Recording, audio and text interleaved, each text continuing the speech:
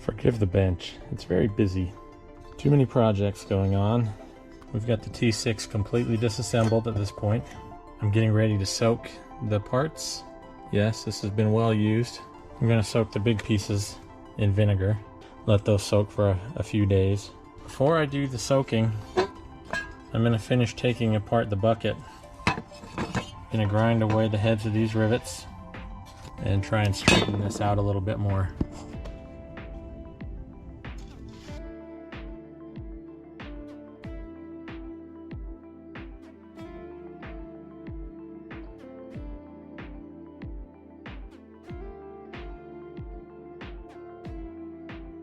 The heads of the rivets are cut away at this point. I tried to be as careful as I could not to take any more material away.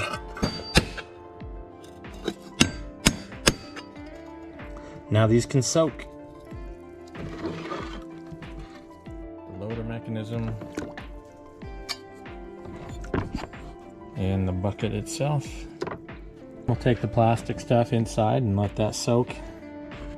Be ready to clean that up. I like to start off with a little soap and water.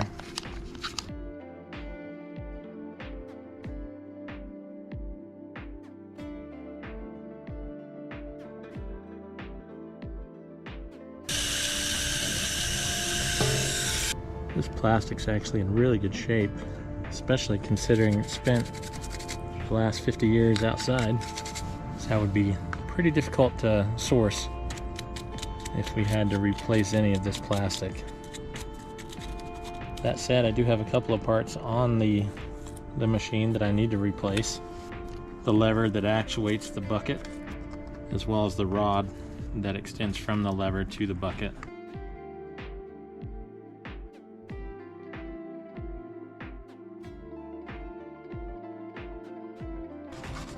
Toothpaste does a nice job,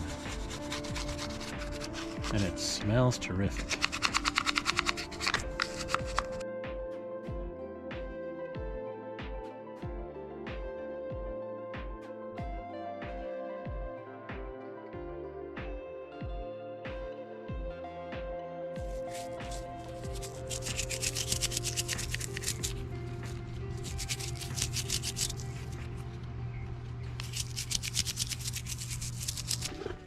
It's been a few days, probably almost a week.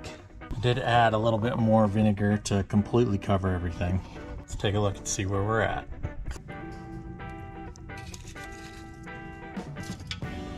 This makes the paint just flake off and deals with the rust.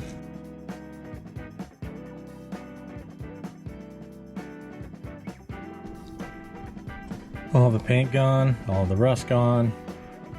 Seems ready for the next step.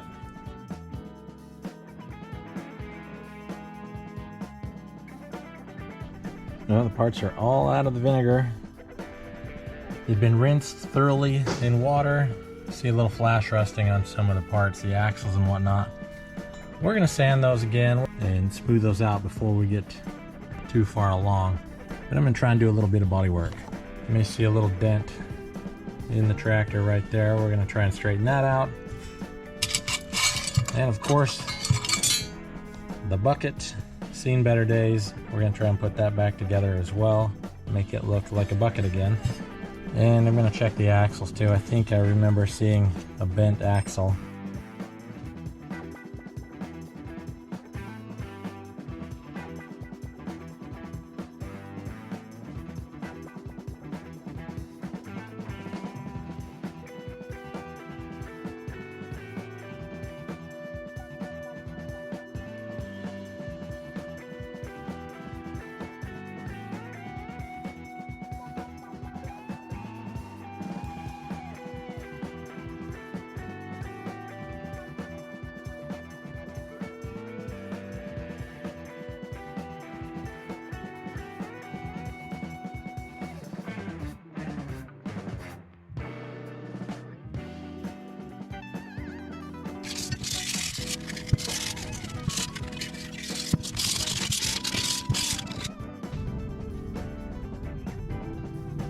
I'm working on my first coat of anything, and this is actually a rust fix, kind of a prevent slash converter. It actually does a pretty good job. I've used it on a lot of different things. Say what you will about it.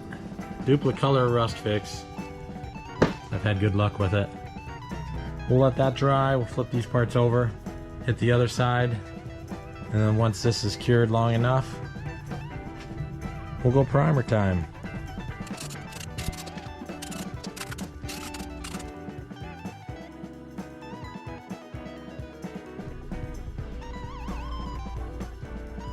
First coat of primer is on and sanded. I'm gonna hit it again with a fill and sand, try and get some of these slight imperfections filled in.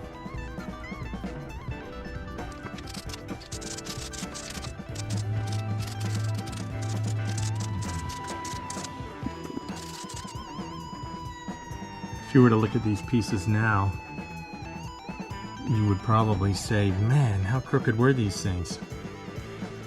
But really they weren't that bad. And this is just, you know, excess. We tried to go as thin as possible. Obviously you get a little bit extra on, you'll sand that off. So I probably got 4 coats of primer, basically prime, sand, prime, sand, prime, sand, etc. And there were just some really small pits that weren't coming out. So I decided to bodywork those at that point.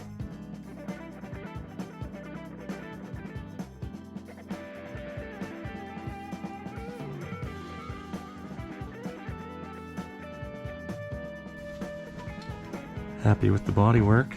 Hopefully the last coat of primer.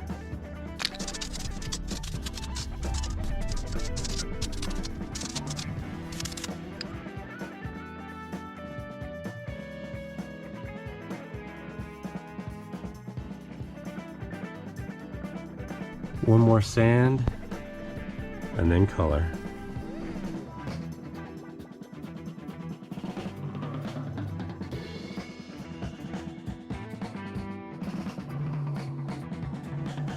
Final sand in on the primer. Hit that with 500 grit, and then did a clean and degrease on it. I was gonna paint the bucket and arm, you know, parts first, but apparently I ran out of black. So I'm gonna give this a whirl with some green I found. It's Krylon Gloss Jungle Green. Literally the only thing I have found anywhere at local stores that appears to look like the original Tonka green.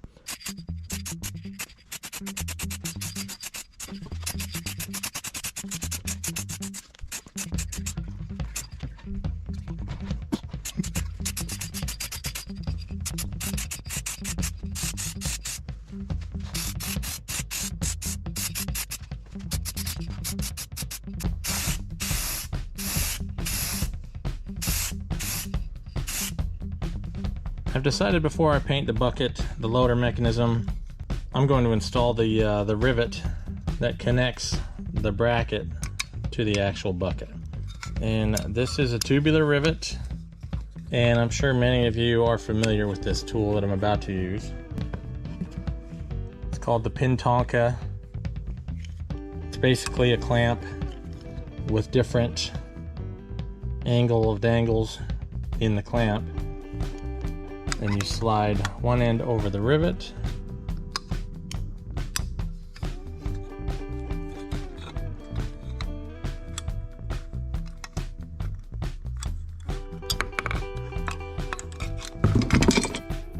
For the black, I've opted for a Rust-Oleum product, high performance enamel. Had really good luck with this paint.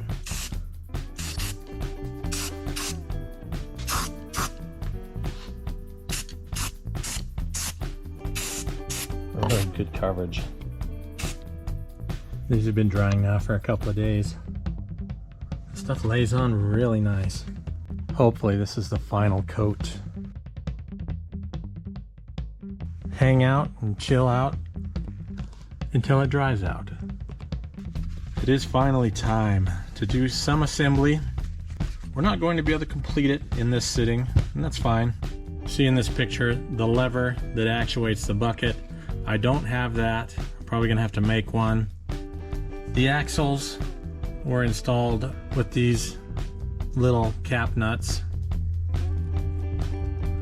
I have the originals. They're not the prettiest thing, so I'm still debating whether or not these are going on. I found these on eBay. I believe there are several sellers that deal in these. All the pictures I've found seems to be line up the bottom with this bottom body line, and then at the back, and just try and get the Tonka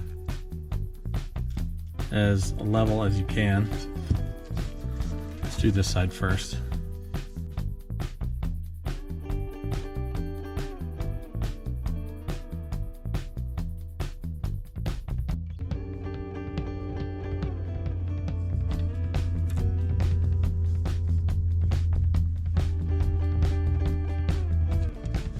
There we are.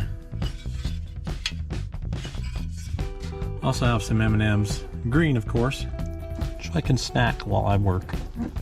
This plastic survived very well. The machine was definitely well loved, but you can tell, I think, that this one did not spend its whole life just sitting in the summer sun. I've tried to get a little bit of shine back out of it. We've been somewhat successful, not 100%. But the plastic is in such great shape.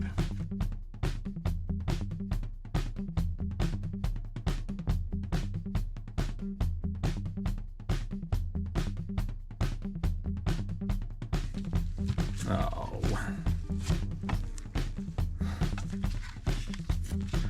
Yeah, we've already upset the balance.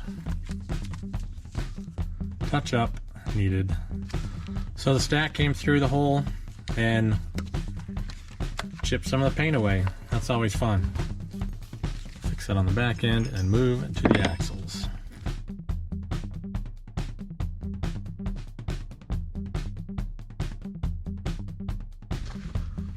Well, it seems as though the 3/16 axle nut caps are not fitting snug on these axle shafts, so we're going to plan B it. For the time being, we're just going to assemble the axle with the wheels. And we will have to solve that issue another time. We're going to get this thing a little bit closer to a rolling chassis here. And we'll see if we can find a suitable replacement for the original parts.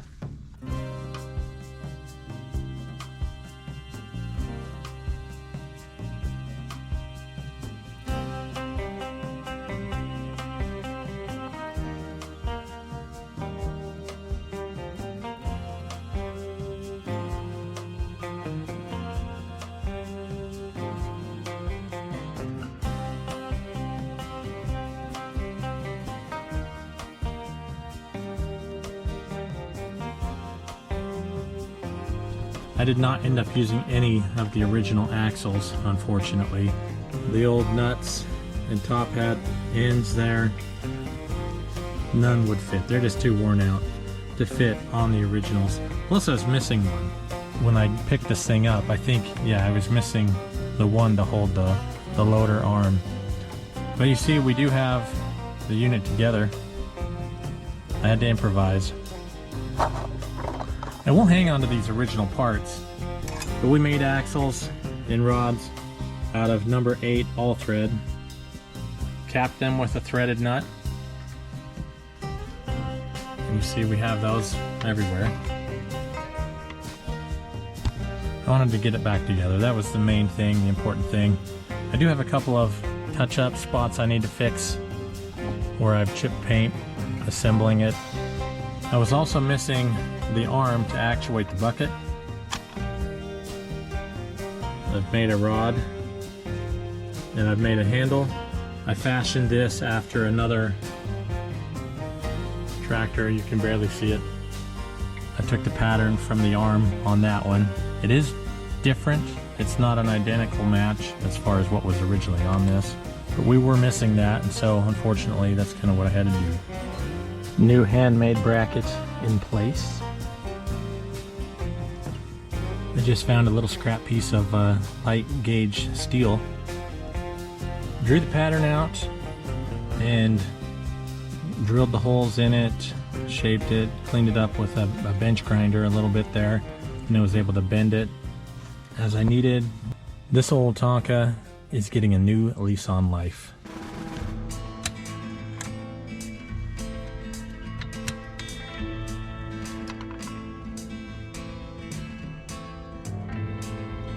Another amateur restoration done on a 50-year-old Tonka machine.